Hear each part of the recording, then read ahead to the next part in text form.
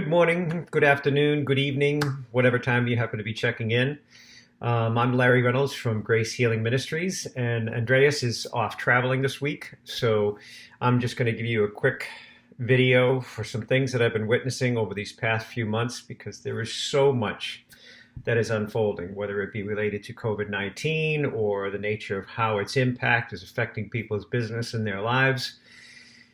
And most specifically, the nature of what we watch going on within the media. People are losing sight of the importance of seeking through discernment.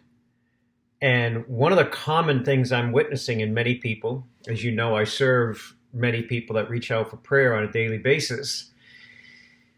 And one of the things that I'm witnessing is people are not searching within the presence of God first to relinquish what gets stirred within them.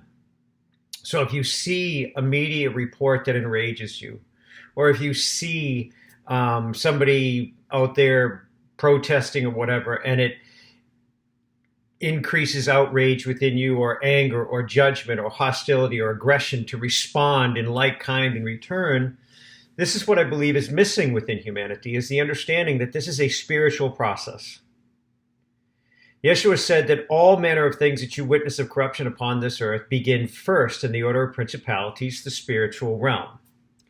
We're talking about things of a spiritual nature governing the actions of humans who have gone asleep to the fact that they are being governed by spiritual things. So if a person is being governed through the spirit of division, they are moving, creating, and manifesting division between one another. Division within families, whatever it happens to be. Stephen, the disciple, said as his body was giving up life, they were stoning him to death, Yahweh Elohim, forgive them, for they know not what they do, for it is the spirits within them that make them do as they do.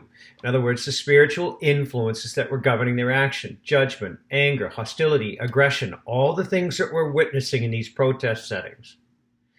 So, the key is for you and I, individuals, as we witness these things unfolding, we need to search before the presence of God to find what is going on in our heart. What is happening within us first? If we do not do this and relinquish what is happening within us first, we are severed and no longer part of the authority to bring things into a blessed and holy state. We become the authority that perpetuates things in the corrupted state. So, in my understanding, we would seek God first. Then we would say, what is this stirring? I'm a little confused. So we would release spirit of confusion. What is this stirring me? I'm enraged. So we would release the spirit of an enraging nature. We would release anger. We would release judgment. And we would settle until we relinquish all the things that are stirring within us first. Then we would search the presence of God to know how the prayer would form within us.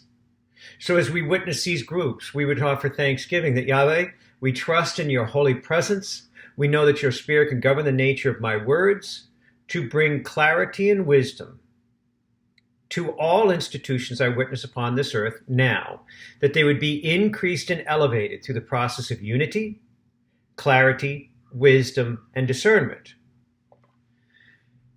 That's the alternative. What I witness is people saying, I can't believe this, and then they enrage, they yell, they scream about all the negatives they are witnessing. Or when they start attacking their friends, calling them sheeple, or whatever they're doing, they're actually doing that to elicit a negative response.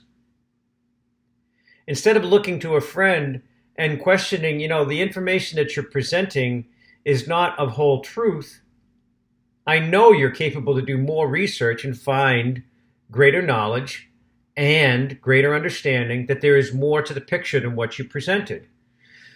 That's a way to stimulate somebody to become more invested in the process of searching out the answers instead of just searching out the things that support their point of view.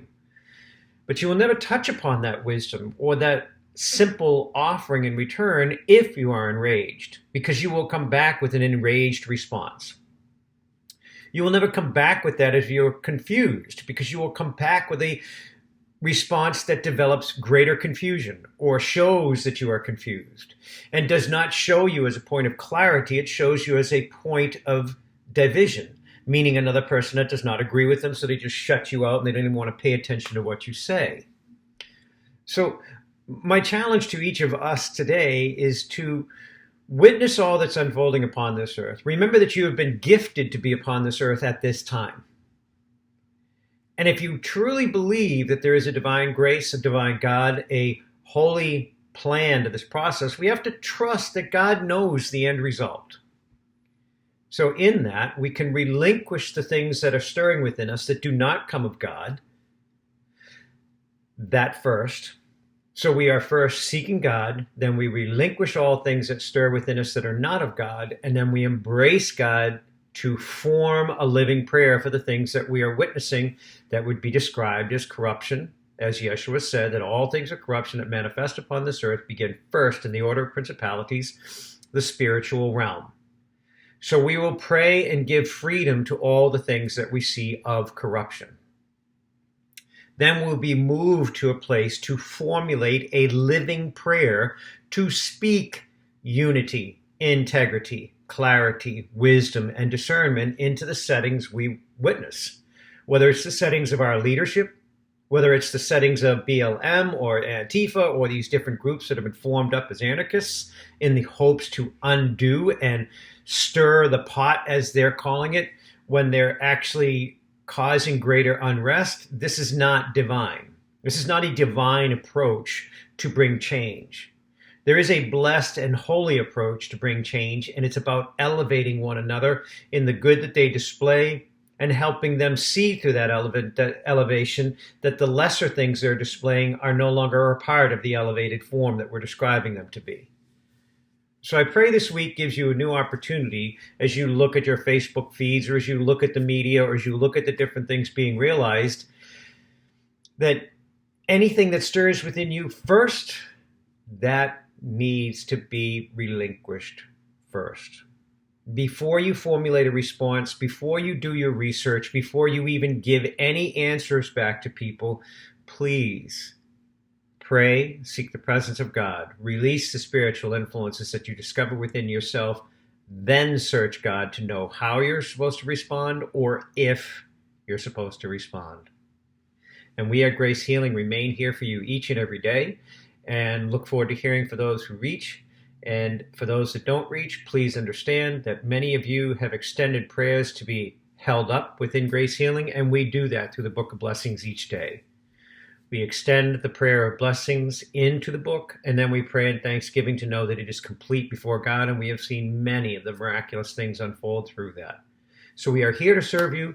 We remain in love, and please search your hearts, release all the spiritual influence, and find the joy that is God's presence within you, even in the midst of all that's unfolding on this planet. We love you dearly and look forward to serving you in the days ahead. Take care and be blessed and have a wonderful week. Yeah.